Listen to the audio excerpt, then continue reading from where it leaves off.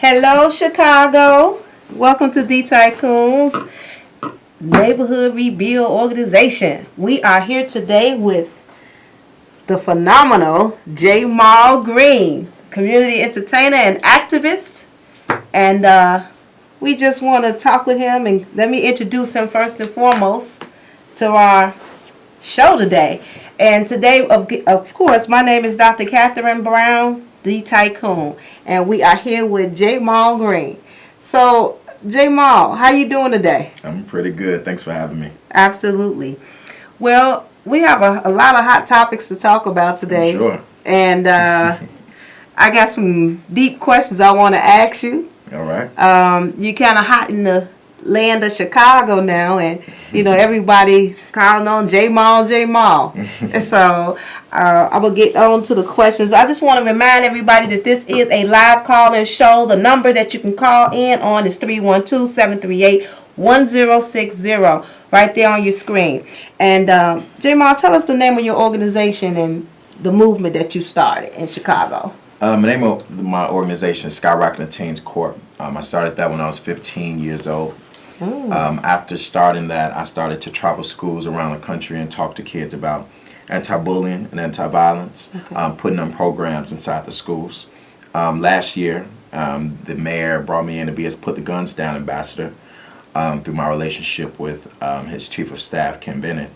And he was sending me into the hotspot schools to, promote the faith in action, the same thing that he got going on around this time, but to promote Put the Guns Down in the schools. After the Laquan McDonald video released, I then distanced myself from Mayor Emanuel and became his biggest critic, and came up with the idea to go to his house and organize within the movement to go against him as a politician who does not care about the urban communities. So you're telling me that you knew and worked with him even before the Laquan McDonald situation? Before the Laquan McDonald video, I'll give you a timeline. Number one, I was campaigning and voted for Chewy. That was one. Okay. But after you got to work with somebody, right? After Ron got in, and through my relationship with his chief of staff, it wasn't through Ron. I never really directly worked with him, or he never told me what to do. He never wrote any checks. Okay. I'm glad you said that, because people think you got sold out. For Rahm Emanuel, and you are getting. Yeah. I've never got a check from Rahm Emanuel or the city of Chicago at all. Okay. And so before the video release, he brought us to the meeting, and that was really probably my first time really being intimate with the mayor, because his chief of staff always made sure that we weren't really closer together, and and no photo ops, so he ain't gonna see no pictures of me and Rom nowhere. Okay, well. So, I then became his harshest critic, and because it didn't feel powerful to sit at the table with a man who is not going to do anything for the community, right? Who is not going to invest in our neighborhoods, who's not going to invest in, make sure that our schools are staying open and functioning, and so I didn't want to sit at the table with him anymore, and so my few-month relationship that I had with the city, I tore down. Oh, wow. Well, that's good that you mentioned that, because, it was, like I said before. Of course, it's going to be rumors. It was rumors that, you done sold out for the mayor. And everybody. I ain't heard that one, but it's funny. Well, I did it, I'm old. I'm old. I didn't know what did your age, and if I heard it, it got to be something. But the main thing is that you haven't lost sight of what you need to do for your community as a whole. So y'all heard it right here on the Tycoon Show that it's not like that. He's still for the community. He, sometimes you have to work with people to try to get things done. You know what I mean? Definitely. But don't mean that you agree with everything that they do, nor do they say. Right. But when people are in place of authority, sometimes you have to at least hear or listen to what they have to say. Just for instance, with my situation with, what's the superintendent name? Eddie Johnson. Yeah. I listened to Eddie Johnson when we went over to the police board meeting. And I, pretty much wanted to know from him, why is these officers that disrespected me and my babies still on the street when he know they need to be fired once that video had been released. Right. are you kidding me? Why are they still there? And, you know, he said, I thought you had dropped the charges or dropped the complaint. How you figure that? And you know I got a whole lawsuit out there against the city. Right. Quit playing with me. And my problem with all of them, far as the mayor and Eddie Johnson, like the mayor just appointed a deputy mayor. Right. You're doing all these different appointments, but you ain't appointing not one police officer in a jail cell for doing all these bogus crimes. Right. And you know, let's touch on that. Okay. One thing that from being an inside and outside, I do know it's a proper procedure.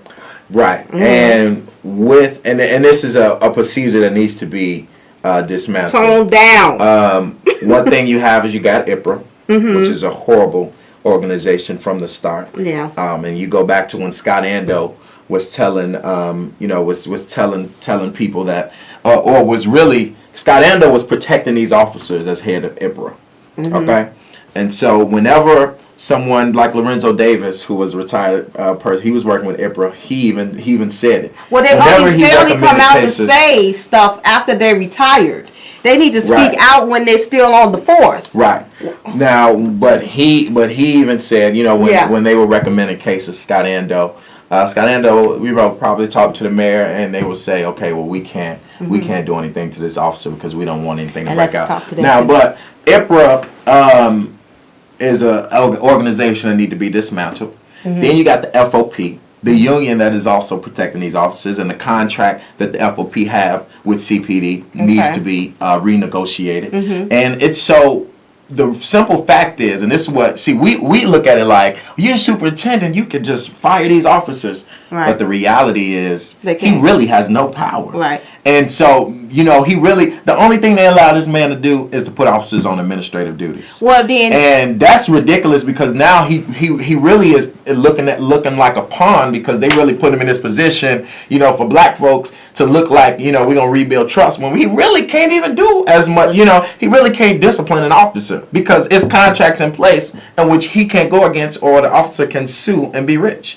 And so it's so many things that need to be changed with the police force, with IPRA, with the FOP, and all these contracts that will stop protecting, just like Dante Servin. This man resigns and gets to keep his pension. Absolutely. You know, these officers that are on your case, you know, they nothing can be done to them because of it's a certain process that has to be happening. Actually, the process is starting. It's starting. Oh, something's going to happen to them. I really hope so. It's just so much. It's just so much stuff. Fired. And this is why these officers can feel like they can do anything to us. Yeah. Because FOP contract, they got to go through IPRA, and then they're going to protect them. It's so many things protecting these officers. Yeah. You know, that they're in a position where they're like, man, ain't nothing going to happen to me. I don't care. File a complaint if you want to. Yeah. That's why these officers always, he got my badge, and I'm going to file it anyway. Because it's so much protecting them. You know, they don't have a boss like us. Like, if you work a regular job and you do something, your boss can, suspend you?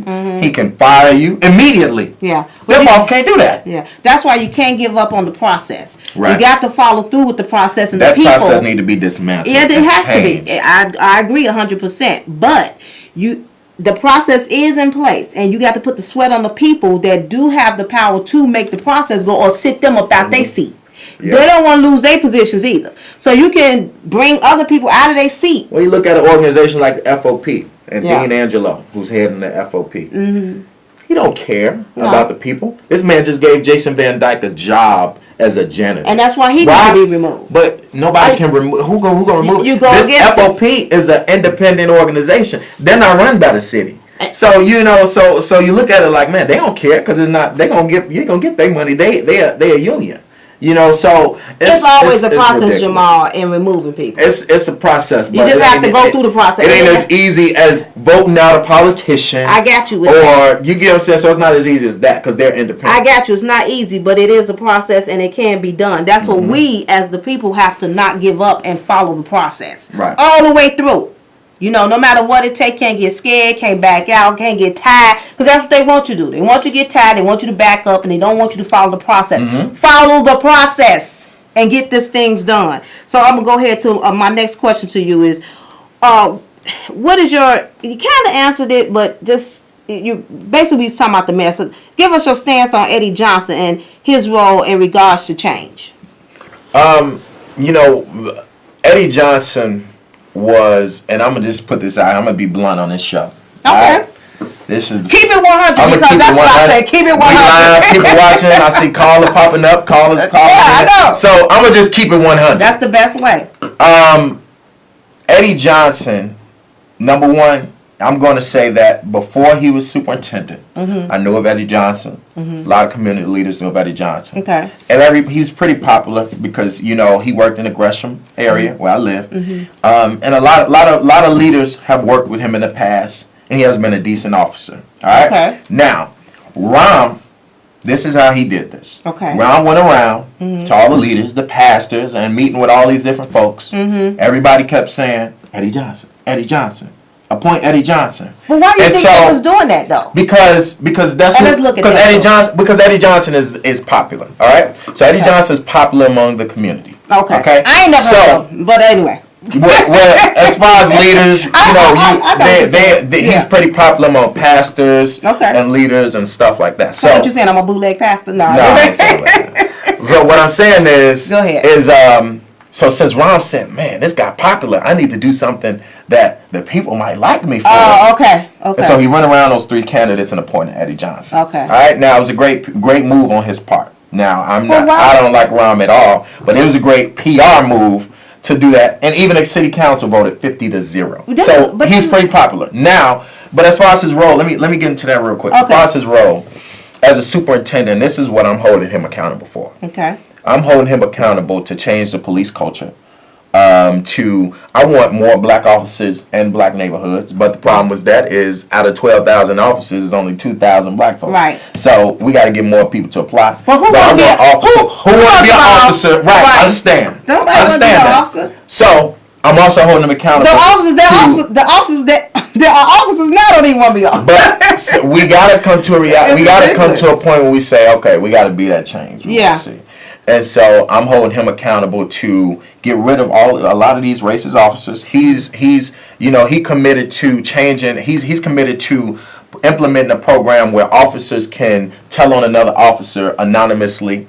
And so he's committed to doing stuff like that. He's committed to I want officers to blend in with the community. They should have a certain amount of community hours in the community. They should be talking to city residents. We got to build trust if you want to get people to be police officers. Let me tell you something. And I didn't cut you off, but this is just how I feel. Okay. I don't believe that we will ever get community unity with the police until we take it out of the hands of the police to monitor the police. I think it's going to have to be community control. But this is what they are implementing now. Another one of Rahm plans to try to regain trust is he's implementing a civilian board. So he's dismantling IPRA. He's taking that organization down. That's and he's putting a civilian board.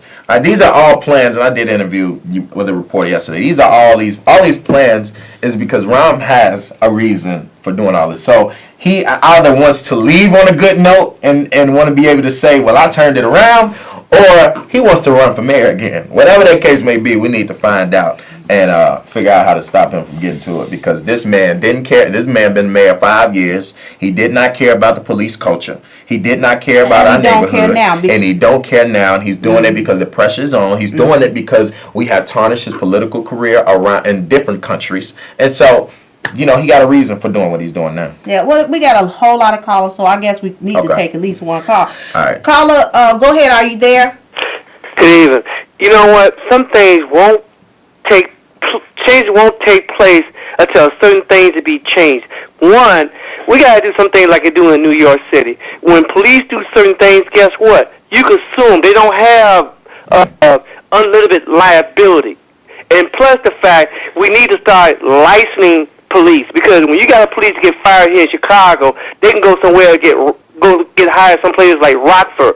We need to start licensing them. So maybe start knowing who are those bad police officers, because they go someplace else and get hired. That's the one thing. Those are the two things we need to do in terms of having more power in the police officers. That's true. I'm glad he made that point, because that's another thing. If you do get them fired, they can just pick up and go somewhere else and get hired. And that's not a good thing either.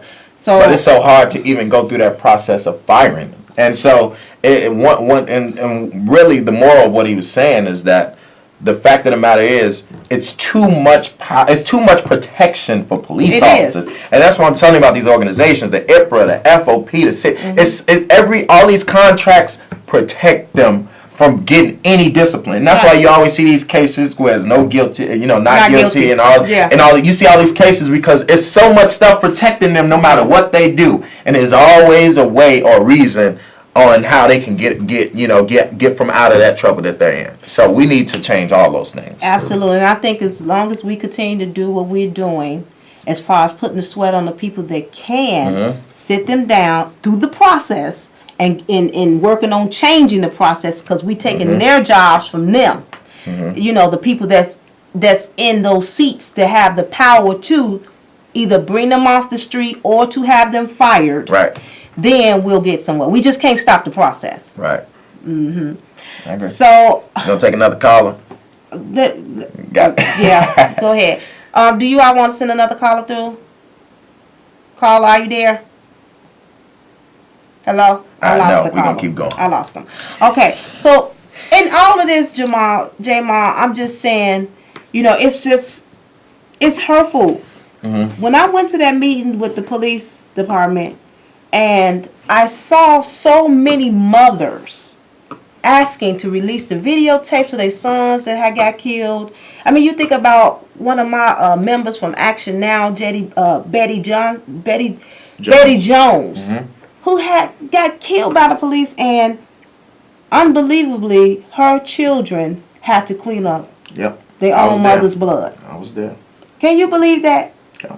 This city did not, after killing this, couldn't send nobody to clean up the blood. I got pictures. I was there, and it's ridiculous. Wow, it's hurtful, and then like you said, it's so much protecting them till it's ridiculous. And it's just like you got the so many things protecting the police officers. You got so many things protecting these officials and politicians, in which there's no control in the community's hands. And so, we're really living under almost like a dictatorship, but it's just not as, it's not Hitler-like and everybody like this, but all the systems in place really call all the shots. Now, I was at a meeting. I see you calls. We're going to take another call. Just hold on 1 second. There's a organization called CPAC, and they want to be in control. Give the control to the community. Right. And I think they're on a good path of trying to do something really great. And I think the people, you all should Google that and find out more information about CPAC, because they have a good thing in place where they want to give control to the community to police to monitor the police. So that way we'll be able to, they will have so much protection like we was talking about, okay? Right.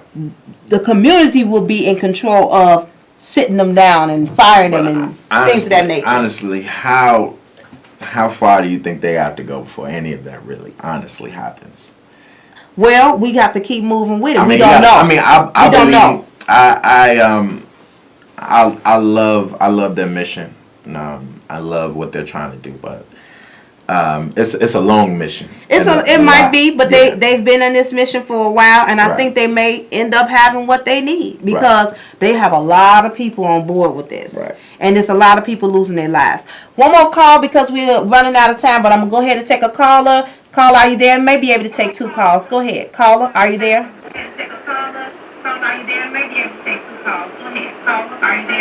Hello? Yes, I can hear you. Yes, I just want to know that you guys saying that the police. Oh, wait a minute. Turn your TV down, because your TV is giving feedback. All right, I will do just that. Yeah, turn it, mute it or something like that. It's giving feedback. Is that good enough? Yeah, now I can hear you, baby. What's your question? Okay, no, I was just saying, we all are concerned about these corrupt police officers that's in this community. And, everybody always come up with a solution. How are we going to do this? More police community and, put them in the neighborhoods, and let's talk and let's get them around and, get involved with the communities and all that. That's not going to happen, because basically they are just in more cahoots with the people that's around in the community that's really going through the things. and it's a black situation for the black community. You know what I'm saying? It's not the police situation. That's only bad because we making it bad for ourselves. Because we not doing anything to change anything but blaming on why is this white man, or why he shot this guy, or why did he shoot that guy. You know what I'm saying? They have a job to do, and they just as scary as the next person is out there. So I would not just blame it on the police. I would put it on, we should try to come together as one, not just black, white, Hispanic or whatever, and try to do this, because it's not going to be won. This war is not going to be won just by saying it's a black situation. Absolutely, I agree with that. Thank you so much. You hear what he's saying, that we got to come all together in unity, and I get that. That's what we say, community unity now. Well, basically, what I take from that, I thought he was going down this route, but at the end of the day, the black community has to come together. Absolutely. And charity starts at home. It starts at home, but we need to start policing ourselves. All right. And stop trying. We need to stop policing ourselves, but that'll come to a point where we have to, when we are unified, when we are supporting each other businesses, when we bring that village back. When we are opening up schools and less churches, and opening up hospitals, and doing, because one thing, and this is an honest point, and I love, I'm a Christian, but the only thing we've accomplished is opening up a church. A lot of I know. I don't want to do it against you, Pastor. But we need to start opening up our own and start supporting each other and build up our own, because at the end of the day, and let me I'm gonna be blunt with you. Okay. At the end of the day, I can't go in Chinatown and open up no business, and it's a reason. And it's a reason for that. So we got to start coming together and build our own communities, and keep our dollars right here. And another thing is, we encourage our children to go to school and get college degrees, but I never hear them say, go to school, get a degree to learn how to create jobs. Right. Instead of just working jobs. Yep. So all you students out there going to college, learn how to create jobs, not just get all this education to just go work somebody's job and have to pay back all them loans and all them big tax. Yeah, this is definitely the time for entrepreneurship. This is a time to open up your own businesses. One thing I'm pushing big for our black people is to own your own land, your own house, your own businesses. Come together with your friends, your family, and all come together, put y'all money together, or go and get a loan, or do what you have to do to own your own stuff, so they can stop gentrifying the neighborhood and pushing us out of our community. We got to get a mad brother that's going to help bring some of them finance on this side of town, so they can do that. And that too. And they got to stop holding. We ain't got to worry, but we listen. One thing, I'm very critical of the mayor, and I believe that he has neglected the black communities all around the board. But us black people got to come together, and we can put our money together and put our resources together and create our own. Then have a bigger stance against them. That's it for the day, y'all. We gonna see y'all next Tuesday. Next Tuesday. Thank you so much. At 6:30, same time, same place. Tuesday at 6:30. Thank you for having me. Oh, no problem. Thank you, J. Mal, for coming. I see you all the time, so it's all good. We'll see y'all next week. We have to bring you again, brother.